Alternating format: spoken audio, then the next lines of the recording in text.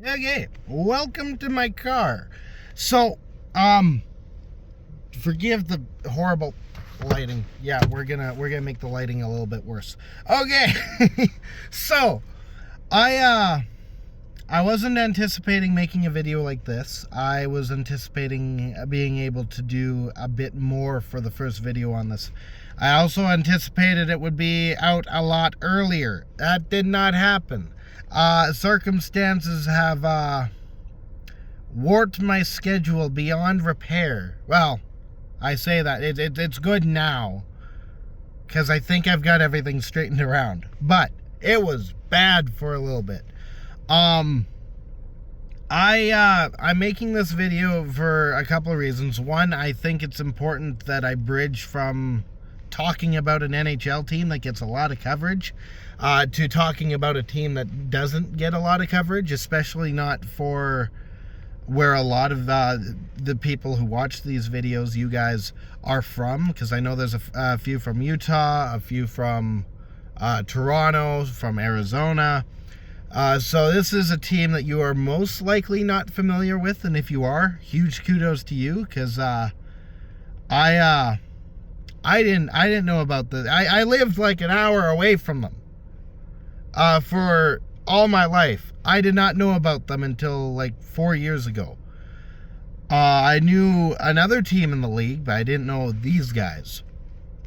So if you knew them, great on you. The other reason I'm making this video is I'm trying to work off some nerves, as there was a shakeup that came to light as we came close to this game that's happening tonight, and that is my play-by-play partner is not going to be present at the game on this one. So it's me. It might be me alone, which means I'm doing the play-by-play as well as the color commentary.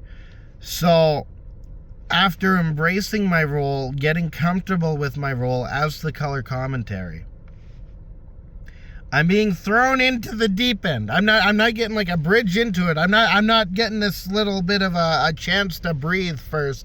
I'm getting tossed right into it, and I'm hoping it goes okay. I've been doing a lot of prep work to make it work, hopefully, but it's still really nerve-wracking. So this video's basically my excuse to just talk out some of the nerves without looking like a crazy person in my car. So bear with me a little bit as I ramble on. The team that I'm covering, to give you guys a bit of an introduction, is a team from the AJHL, which is the Alberta Junior Hockey Association.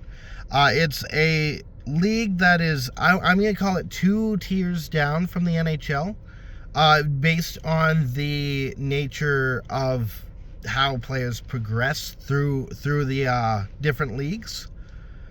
I say that with a caveat, and that caveat is there's a lot of nuance to it. It's not quite as streamlined as, say, what you would have looking at the ECHL, then up to the AHL, then up to the NHL. It's not direct, if that makes sense. So this league, this AJHL, is a developmental league.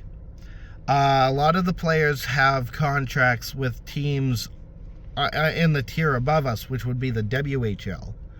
And from the WHL, that's where players become draft eligible. Well, I kind of. Again, there's nuance. You can be draft eligible for the NHL in the AJHL, but the streamline is typically AJHL, WHL, NHL. That's for our specific tier. There's a whole slew of other leagues that have the same sort of pattern to it, and this is just ours. So that already, if I start to think about that too much, like, oh, I'm only 2 steps down from the NHL, that starts to get me going a little bit nerves wise. So I try not to think about that too much. I also try not to think about the fact that there are some players that have jumped straight up. I think they've had contracts with WHL teams, but I know they were still signed on with their AJHL teams when they went up, as far as I know. That was Matt Rempe, was a big one. He went from Spruce Grove to the Rangers. It was the Spruce Grove Saints. They're now part of the BCHL. That's going to be a whole different video, because they were part of the AJHL. Now they're not. So I'll cover that at some point. Another mention of a player that's been through the AJHL and is now in the NHL, that's Cale Makar. Used to play for the Brooks Bandits, who are also part of the BCHL and not the AJHL anymore. So there might be a bit of a trend. I mean, I have to look into it, but there might be a bit of a trend that if a player ends up in the NHL, well, now that team, it's not allowed to be part of the AJHL anymore. So that'd be a rabbit hole to go down. So yeah, that's the league.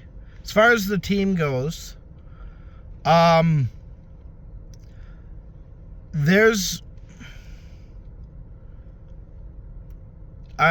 struggling with a way to put this, because team identity doesn't work the same way as it does in the NHL, because there's not a lot of player retention, because again, it's a development league. So I'd say right now they're a team, they're on top. They're second place in our division. And they're not far away from the front runner either. But from what I understand is that the see, this is awful. I commentate for this team and I can barely explain this part.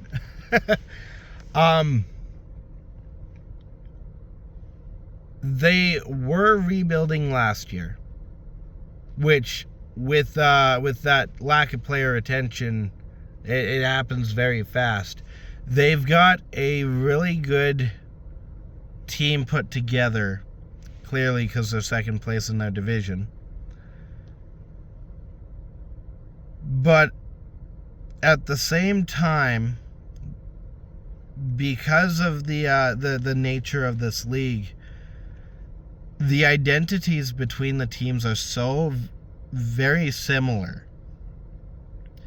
that it's very hard to say who's going to have an edge on a given night. And that has played a huge part into my commentary, because it's not like, say, the Calgary Flames,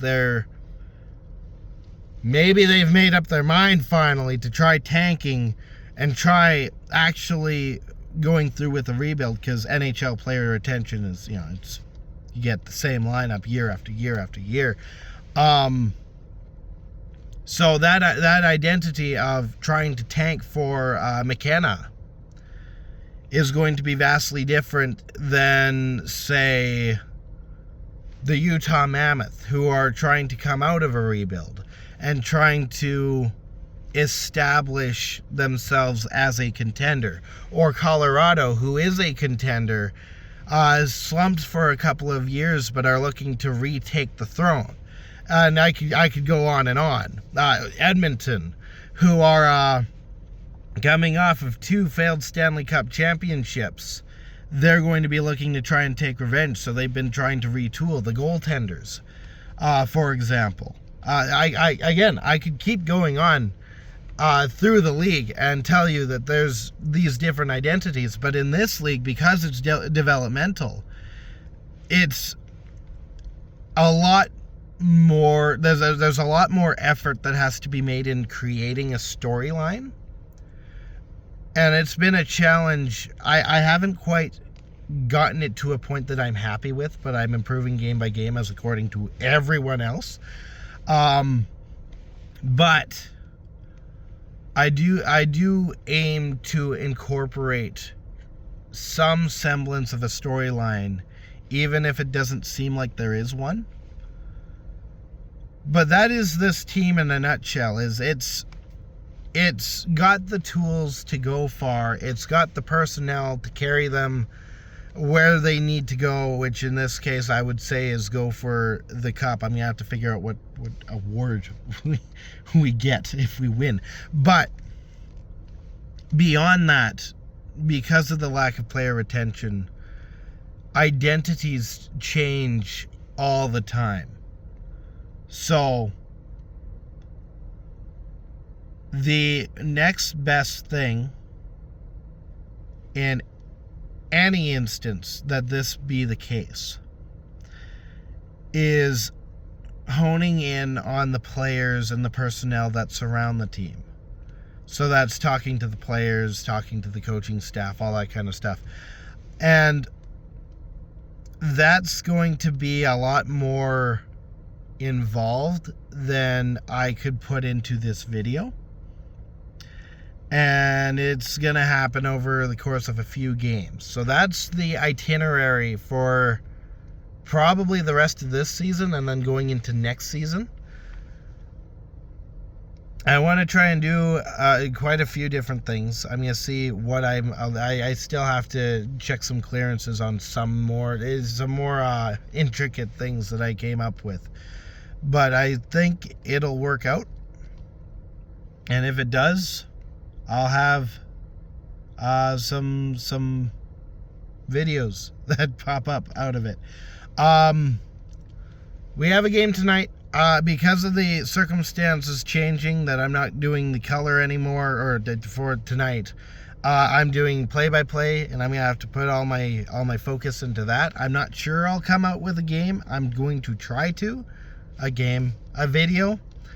I'm going to try to, but if not, I will definitely be back on Sunday, and I'll have something fleshed out. Let's just put it that way. I don't have it yet, but I'll figure something out.